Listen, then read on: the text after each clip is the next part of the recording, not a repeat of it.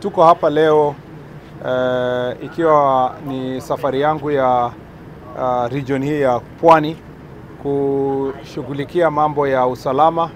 Tuko na mkutano wa 4 hapa Lamu County tukiwa na jukwaa la usalama. Nia yetu hapa ni kuangalia mambo ya usalama vile imefika. Kama vile kila mmoja anajua ni kwamba Lamu County ni mojawapo ya counties ambayo tunajaribu sana kuhakikisha kwamba usalama wetu uendelee kunawiri.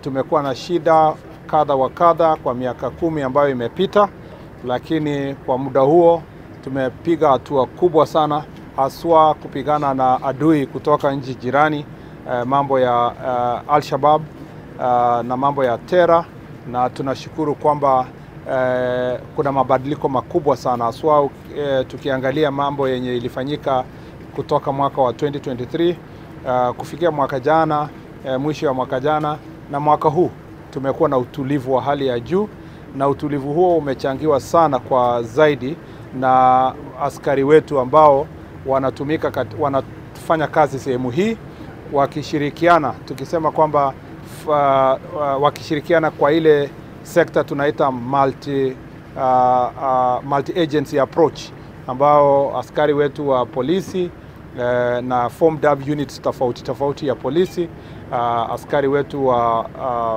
ulinzi, na pia askari ambao ni reservist, wale National Police Reservist, wakiungana wote kufanya kazi pamoja kuhakikisha kwamba usalama umeendelea kunawiri katika sehemu hii ya Lamu, haswa tukizingatia kwamba sehemu hii ni border yetu na sehemu ya Somalia. Na pia ningependa kuarifu kwamba kwa sababu ya usalama huo tunafurahia kwamba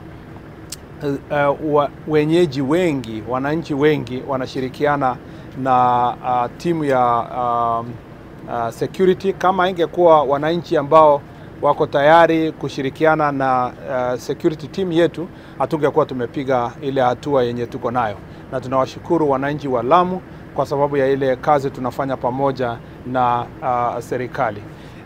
Bado tuko na changamoto, na ni vizuri wa Kenya wajue ya kwamba mkisikia katika sehemu zingine za Kenya kwamba kuna utulivu katika taifa letu kwa mambo ya terrorism, ni kwa sababu wa maafisa wetu pamoja na wananchi ambao wanaishi katika mipaka yetu wanajitolea muhanga kuhakikisha kwamba usalama umenawiri.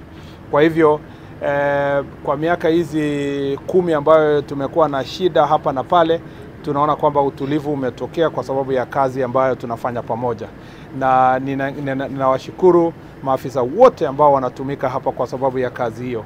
Ya pili, ningependa kusema kwamba katika mambo ya Terra ni kitu ambayo tunapigana nayo kila siku, kwa sababu ikiwa bado usalama haujanawiri katika nchi jirani, utaona kwamba ile changamoto bado itakuwa katika taifa letu.